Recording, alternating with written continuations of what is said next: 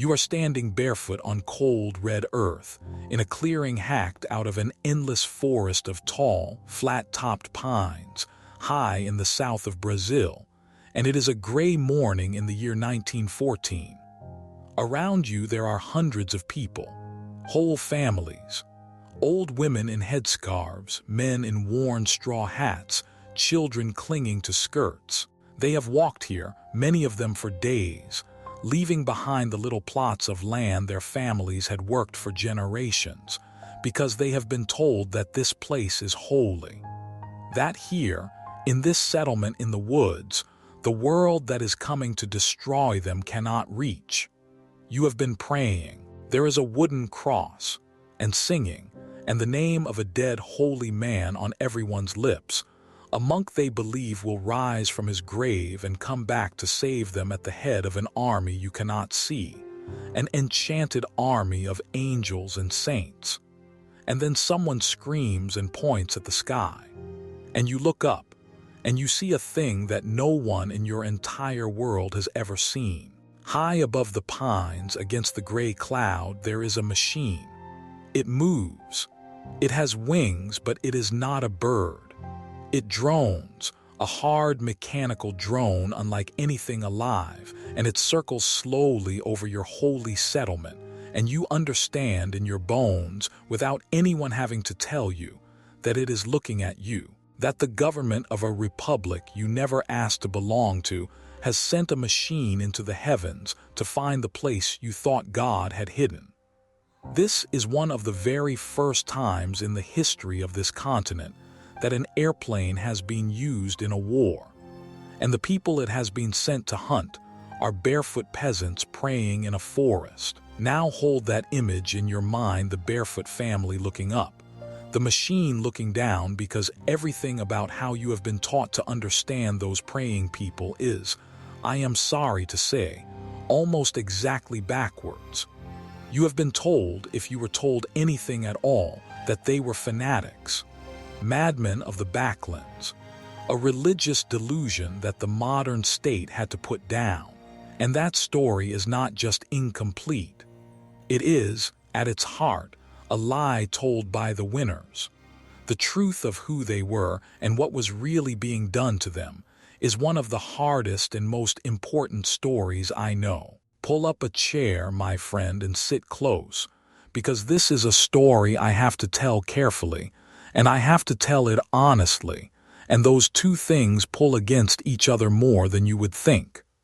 My name is Joaquim. For the better part of 40 years, I stood in front of Brazilian schoolchildren and tried to teach them the history of their own country, and there were a handful of stories that I dreaded and loved in equal measure, because to teach them truthfully, I had to unteach almost everything the children arrived believing.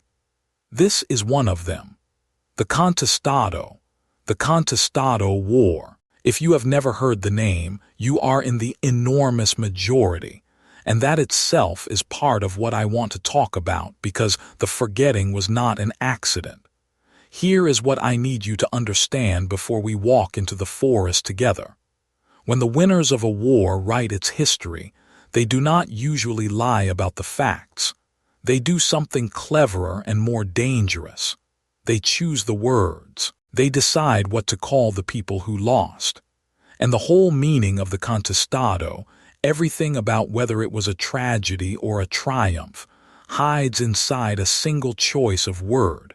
Were the people in that forest fanatics, or were they victims? Were they a disease the healthy nation cut out of itself? Or were they human beings resisting a robbery? So let us go and find out. Let us start, as these things almost always start, not with God and not with madness, but with land. In the far south of Brazil, along the shifting, argued-over border between what are now the states of Parana-Santa Catarina, there is a country of green hills and cold rivers, and above all, of pine. Not the pine you may be picturing. This is the Araucaria, the Brazilian pine, a magnificent ancient tree that grows tall and then spreads flat at the top like a great green umbrella held against the sky. For as far as a man could ride, there were forests of them, and beneath them lived a people the coast barely thought about at all. They were called Caboclos, sertanejos of the south, poor country folk, many of mixed Portuguese, indigenous, and African descent, the descendants of soldiers and settlers and the people who were already there.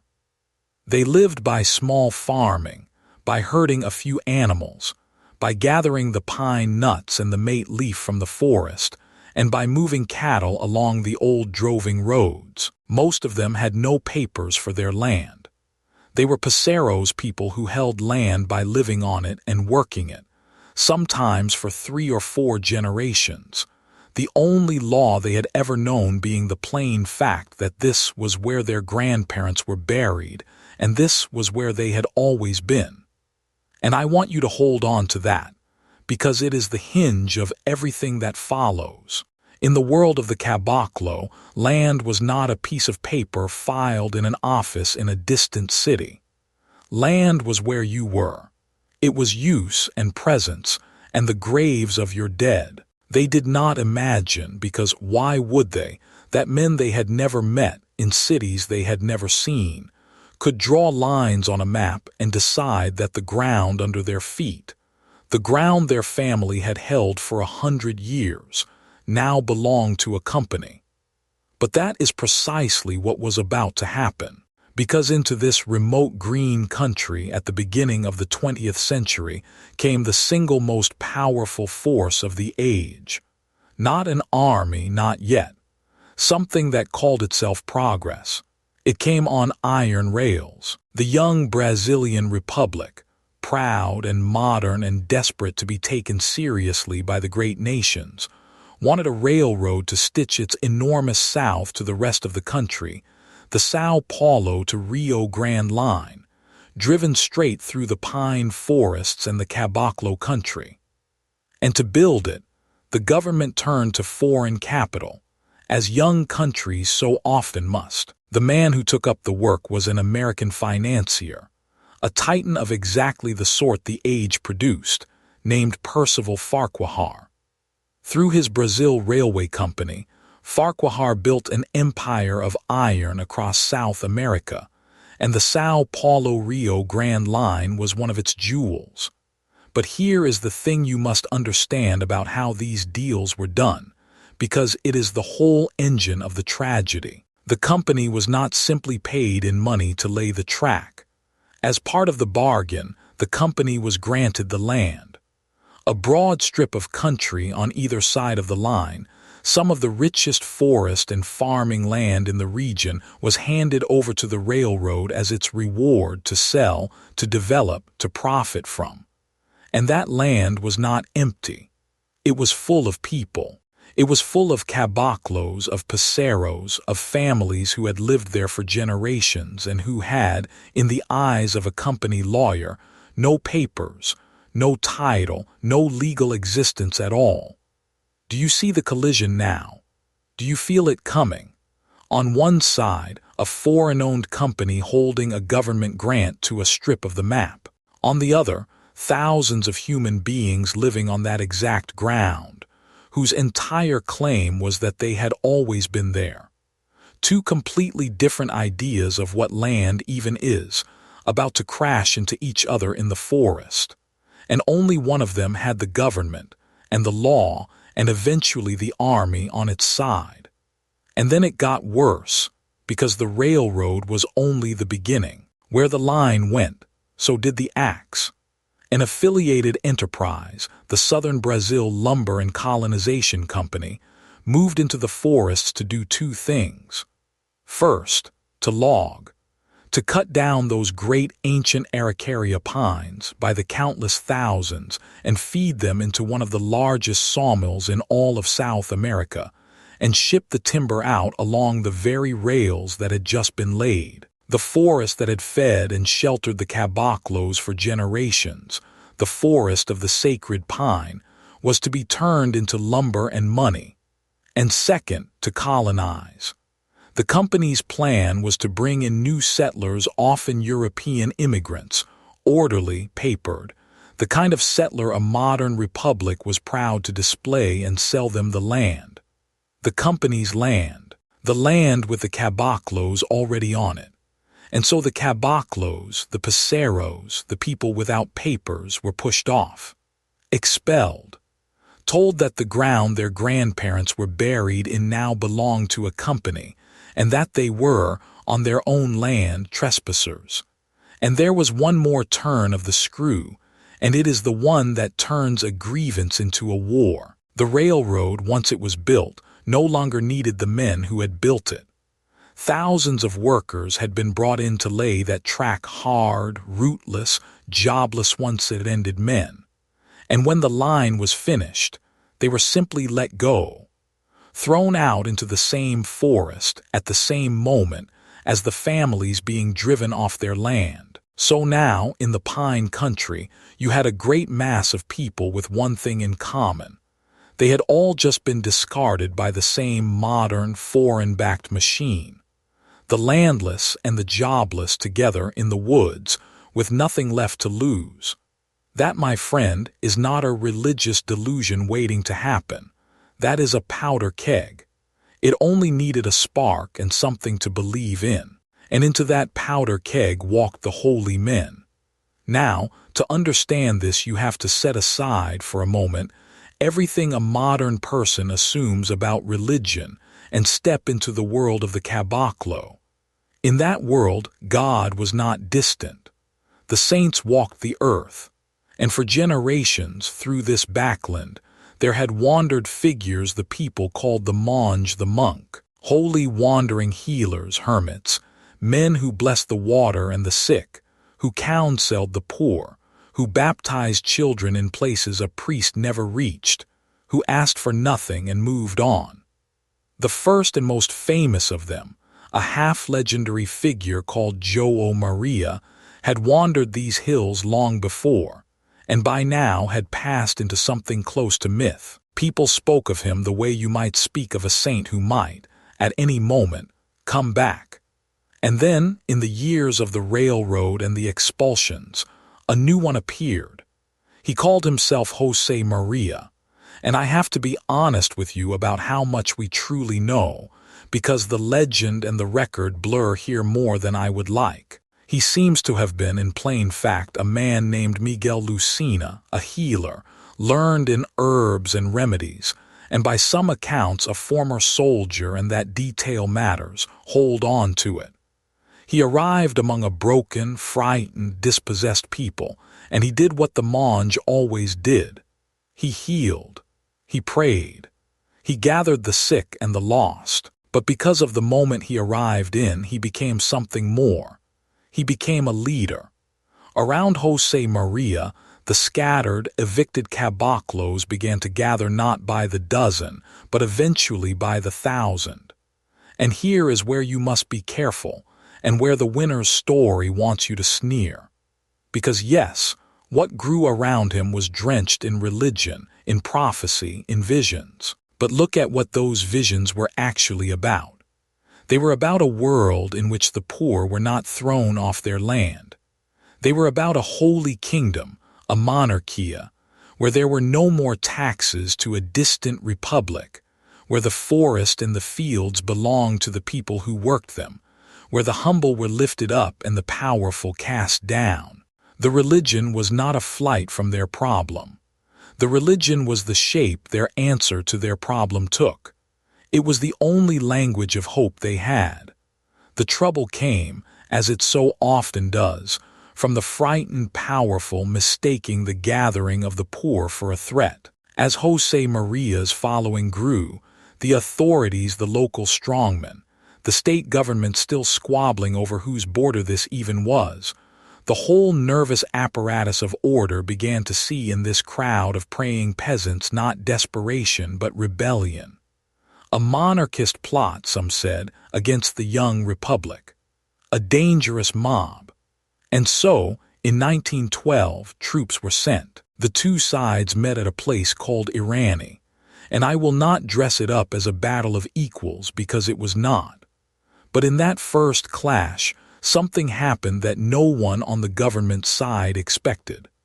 The Caboclos fought back and fought hard, and in the fighting the commander of the state force was killed. And so, on the other side, was Jose Maria, the holy man himself, the healer, the leader, fell at Irani in 1912. You might think that would be the end of it. A movement built around one charismatic man, and the man is dead in the first real fight. But something happened instead that turned a movement into a war, and it is one of the most extraordinary and human things in this whole story. His followers did not disperse. They did not lose faith. They came to believe because how could a holy man simply be gone that Jose Maria was not truly dead, that he would rise again as the old monks always promised, and that he would return at the head of the Exercito Encantado, the enchanted army, an army of the blessed dead led by Saint Sebastian himself, to sweep away the republic of the powerful and build the holy kingdom of the poor. His death did not end the faith. It became the faith, and so across the Pine Country, the Caboclos began to build. They gathered into sacred settlements. They called them redutos, redoubts, and the greatest of them cities santas, holy cities, and quadros santos, holy squares. These were not army camps in any sense a general would recognize. They were something between a refuge, a church, and a commune. Thousands of people, the evicted and the frightened and the faithful, came together to live under the protection of the dead monk and the promise of the enchanted army. They shared what they had.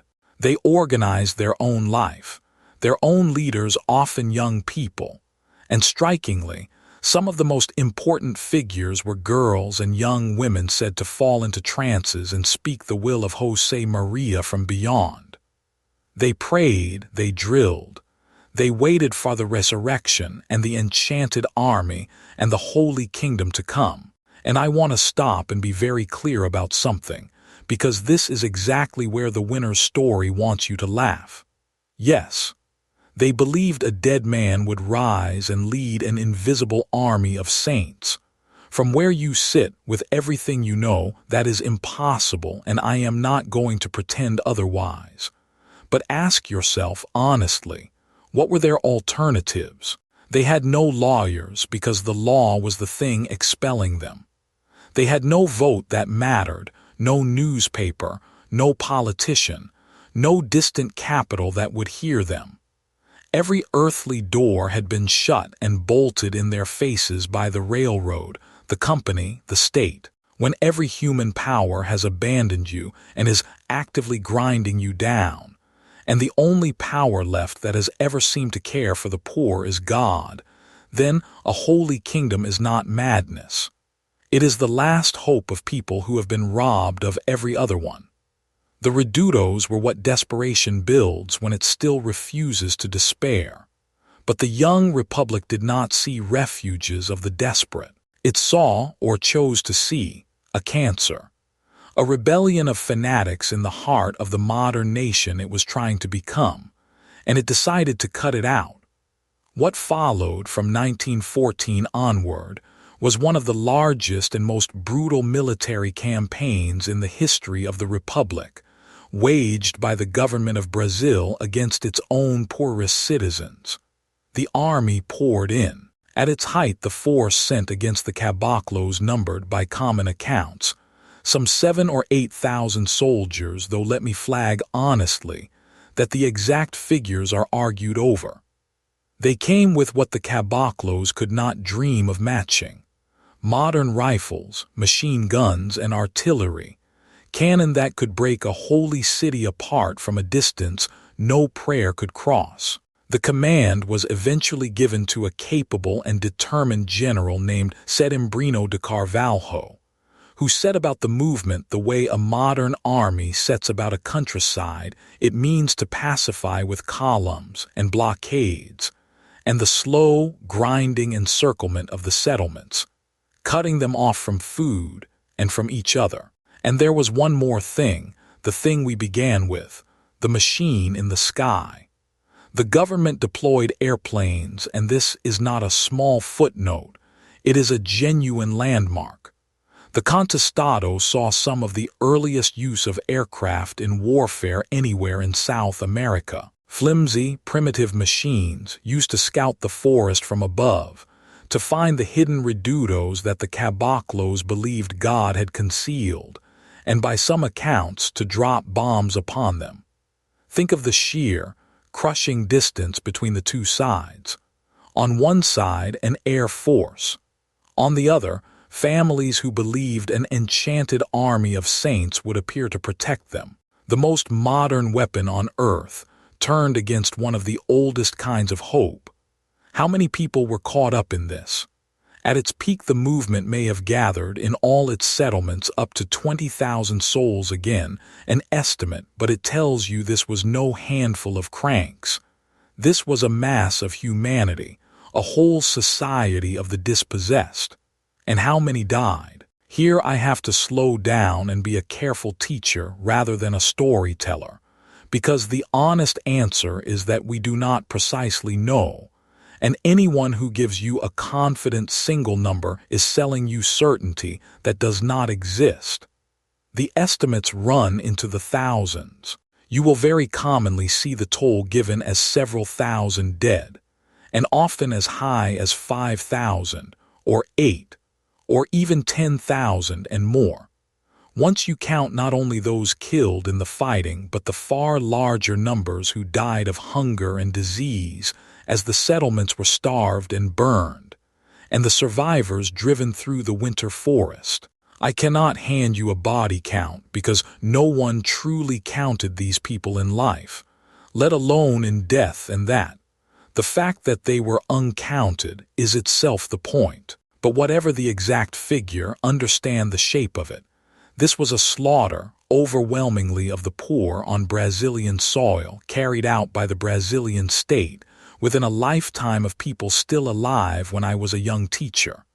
By 1916 it was over. The holy cities were broken, burned, and emptied. The redutos were gone. The enchanted army never came. Jose Maria did not rise. The survivors scattered into the ruined forest, or were resettled, or vanished into the poverty from which they had come.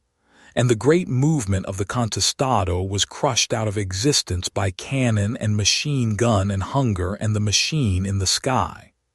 And here is a detail so bitter that, when I first understood it, as a young man, I had to put the book down.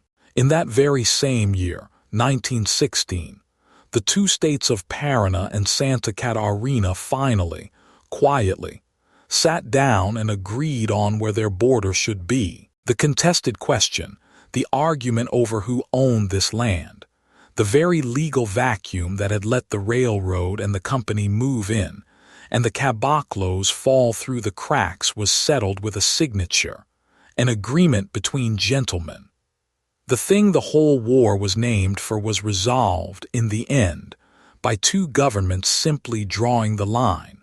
It could, you cannot help but think, have been done years earlier, before the airplanes, before the artillery, before the thousands of graves. It was the people, not the border, who paid for the delay. So now let me gather it up, and tell you plainly the thing this whole story has been walking toward, because it is the reason I have kept you here. The Contestado was written into the schoolbooks for a long time as an outbreak of fanaticism, a sad, backward eruption of religious madness among the ignorant poor of the backlands, which the modern nation regrettably had to suppress on its road to progress. And that story is a lie, not because the religion was not real, it was intensely real, but because the religion was never the cause. The cause was land. The cause was a foreign-owned railroad handed a strip of a sovereign country, a lumber company felling the sacred forest to sell to newcomers, thousands of families evicted from ground they had held for generations, and thousands of workers discarded the moment they were no longer useful. The Contestado was a war over the theft of land and livelihood, dressed up by the winners in the costume of a war against insanity. Strip off the costume, and what you find underneath is one of the largest peasant revolts in the history of the Americas, a rebellion of the robbed.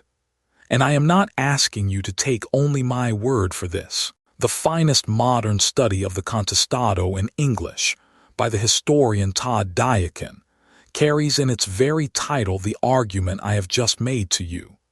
He called it millenarian vision, capitalist reality, the millenarian vision being the holy kingdom the Caboclos dreamed of, and the capitalist reality being the railroad and the land grab that actually drove them to it. Vision and reality. The dream on top, the robbery underneath. That is the Contestado. One more thing so that I do not mislead you. If some of this rings a distant bell, a holy leader, poor backland followers, a sacred settlement, the army of the Republic sent to destroy it, you may be thinking of Canudos, the terrible war in the dry Northeast a generation earlier. And you are right that they rhyme, but they are not the same story, and I will not fold one into the other, because each of those peoples deserves to be seen on its own. The Contestado was its own war in the cold pine forests of the South, with its own people, and its own particular villain. Not drought and a distant preacher, but a railroad, a lumber company, and a line on a map that no one had bothered to draw until the killing was done. A girl in one of my classes, years ago a quiet, stubborn student named Beatrice, who listened more than she spoke, which always made the things she did say land twice as hard, put up her hand near the end of this lesson, and she did not ask about the airplanes or the general or the death toll. She asked me this. Professor, she said, if it was really about the land, then why did they call it madness? Why not just say the truth? And I remember I stopped because that right there was the whole lesson, sharper than I could have put it myself. And I told her, because madness is easier to kill. Beatrice, if you say a people are resisting a robbery, then you have to admit there was a robbery, and you have to look at who profited from it. And you have to wonder if the people had a point. But if you say a people are simply mad fanatics, a delusion, a sickness, then you owe them nothing. You do not have to hear them. You can put them down the way you would put down a plague and call it public health and sleep well. The word fanatic was not a description of those people, Beatrice. It was a permission slip. It was the thing the powerful had to say in order to be allowed to do what they had already decided to do. And she nodded slowly and did not smile, because it was not a thing to smile about. So let me turn now, away from the forest and toward you, wherever you are sitting as you listen to me, because there is something here I badly want you to carry out of this room. Every nation on earth tells itself a story about its own progress, about the roads and the rails and the cities and the growth, the great forward march that made it modern. And in almost every one of those stories, there are people standing in the way. People who were already there, on the land the road had to cross, in the forest the company had to fell, on the ground the map had to be redrawn over. And here is the quiet, terrible law that the Contestado teaches, the law that holds in every country, including yours. The nation does not usually call those people its victims. It calls them an obstacle, and when it needs to remove them, it reaches first not for a gun but for a word. Savages, fanatics, squatters, backward, a problem to be solved. Because once you have found the right word for a human being who is in your way, the removing of them stops feeling like a crime and starts feeling like progress. So the thing I want to leave in your hands is not really about Brazil at all. It is a habit of mind. The next time you hear that some group of poor and inconvenient people, somewhere at some time, was cleared or pacified or brought into the modern age, The next time the history books hand you a people who were simply, conveniently, in the way of something better, I want you to do the honest, difficult thing. I want you to ask, who was actually on that land before the road came? What did the word we used for them let us do to them? And who profited in the end from calling them fanatics instead of neighbors? Because the Caboclos of the Contestado did not lose only their land and their lives. They lost the argument for 100 years over what to even call what was done to them, and giving them that argument back, seeing them not as a delusion the nation cured, but as human beings the nation robbed, costs you nothing, and it is the most honest thing a person holding a history book can do. That, my friend, is why I never once taught this as a story about madness. Now I would truly love to hear from you on this one, and I have 2 questions, and I mean them both. First, the simple one. Before today, had you ever heard of the Contestado at all, this war of the pine forests, with its holy cities and its airplanes and its enchanted army, or is this the very first time the name has ever reached you? I am endlessly curious how far this story has managed to travel, given how hard it was for so long to make it travel at all. And second, the one I really care about, and it is not about Brazil. Think of your own country's history and tell me, who was your Contestado? Who were the people already living somewhere that progress decided it needed? And what word did your nation choose to call them so that moving them would feel all right? Tell me in the comments. I want to see how many countries turn out to have a forest like this one in their past. And be gentle with each other down there. We are talking about people's ancestors, and about the tender, unfinished business of who a nation is willing to mourn. And if this was worth your time, if you did not know that Brazil once sent one of the first warplanes in the Americas to hunt barefoot peasants praying in a pine forest, and then called those peasants the madmen, then do me one small kindness and subscribe. Because the history of my part of the world is full of enormous, buried stories exactly like this one, true and strange and quietly left out of everyone else's school books. And I mean to keep bringing them up into the light, one honest hour at a time, for as long as you will sit with me. My name is Joaquim. Thank you for staying to the end of a hard one. And the next time someone tells you that some people simply had to be moved aside so that a country could become modern, stop for just a moment and ask what those people were praying for and who decided to call it madness.